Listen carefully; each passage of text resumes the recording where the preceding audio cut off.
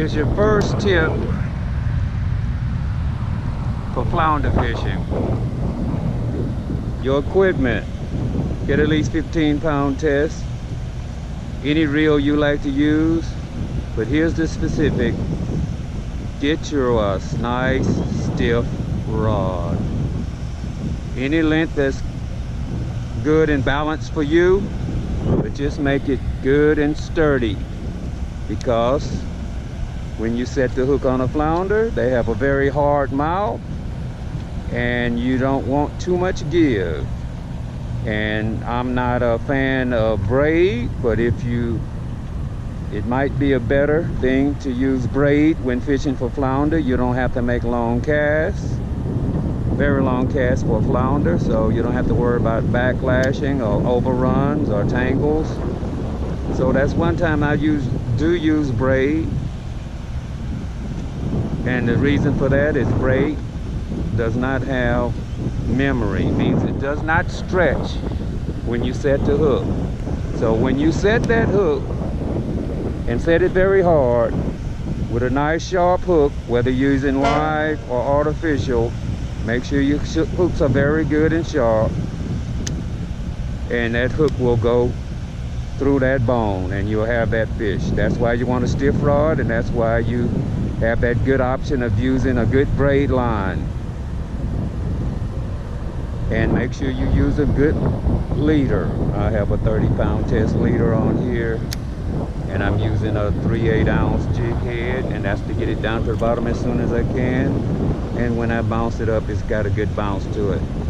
I'm using a gulp this time, but you can use any soft plastic that you love, but I have a lot of success with this pearl white and chartreuse tail. It's a night glow with a long shank, and a long shank is to get it down to the end of that bait much as possible, so if he hits short, you could still have a possibility of catching that fish if you set the hook too fast and he doesn't fall in it, swallow it.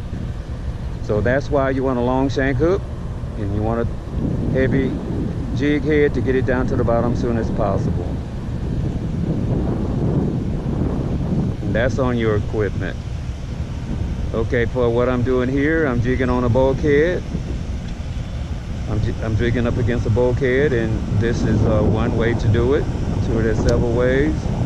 You see, I bring it up, I'll drop it down, and when it touches the bottom, the line will get limp. And I was on the bottom. I'm gonna raise it up a few inches and then start jigging. I know I'm down there with the flounder, so I'm gonna jig around. And just for your information, I just lost about a 20 to 22 inch flounder because I was fishing for Spanish mackerel yesterday and had a fray in my line. So there's another tip.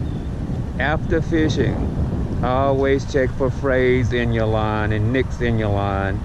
If you have any nicks, you can feel that nick, how far it goes up the line, and cut that amount off. If it makes you have too less line, just change your line altogether and you're safe if you feel like it. So I lost a big flounder when I set the hook, it popped. And you know, I'm pretty upset about that, so I'm trying to reach that flounder again. And here's another tip within the tip. If you lose a flounder and you have access to try to get that flounder is only stunned. She's gonna stay stunned for a few minutes. I'm not gonna tell you exact, but stay with it. I run a higher percentage of catching that same flounder over again. Even if the hook is broken, she's gonna decide to feed. She's not gonna feed right away, but always come back to that spot. Mark your spot, remember that spot, come back to it and jig in that spot, and you might get that fish again, even with that same hook broke in her mouth. So don't get upset too much if you lose that fish, especially if there's not a lot of current. She will try to recover. If you fought her at all or you stunned her, she's gonna feed again pretty soon. That's what flounders do. So I'm working a very high percentage for many years of catching flounder, of catching that same fish over again. So don't get upset and move out of the way.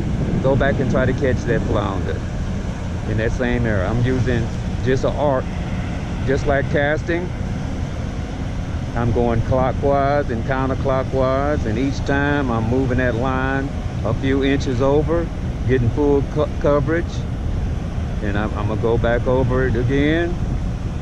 If that flounder's anywhere in that area and she's not too stunned to hit again, she will hit your bait. But I'm going full coverage here until I reach the full arc I can get with my rod. I'll move back, and then I'm gonna go straight parallel with it, and I'm gonna cover this whole area looking for that flounder or trying to find another one. Then I'll come back, and I know I've had full coverage. I've covered this within a foot of each pass. I'm gonna pass this area from where I think that flounder might be, and most of the time they're within about a radius of the length of your rod. They don't move that far away from where you caught it. So I'm running a high percentage of about 30 or 40 years of repeat catches of the same fish. So make sure you recover that ground.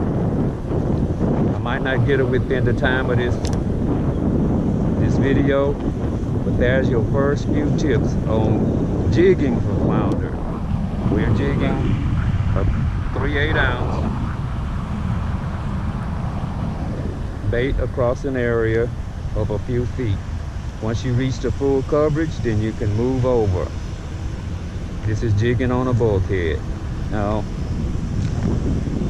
you can go straight down the line and go backwards if you want, but you want to reach the bottom and jig it up. Reach the bottom and jig it up. Reach the bottom and pop, pop, pop, pop. They love that. They love that. So that's your first few tips on jigging. This is the most elementary way of catching a fish. Catching a flounder is the easiest way other than gigging them. This is jigging them.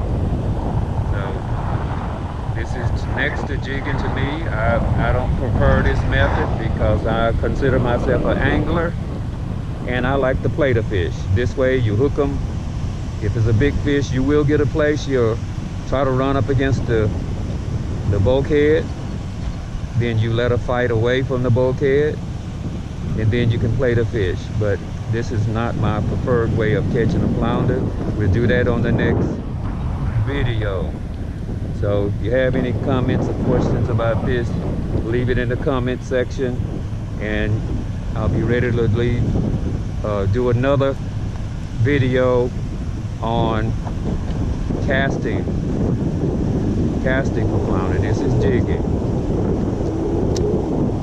And remember, you can use anything. Dead bait, they will hit almost anything. Shad, mullet, shrimp, plastic, gulp. You don't need to smell like most people think. And I'll give you some tips on smell. One of the tips that you probably never heard of. But I'm gonna save that so you can watch more videos. Okay, I didn't get this fish doing this, but I will let you know if you see me on the pier that I recovered that big 20 to 22 ounce flounder I lost.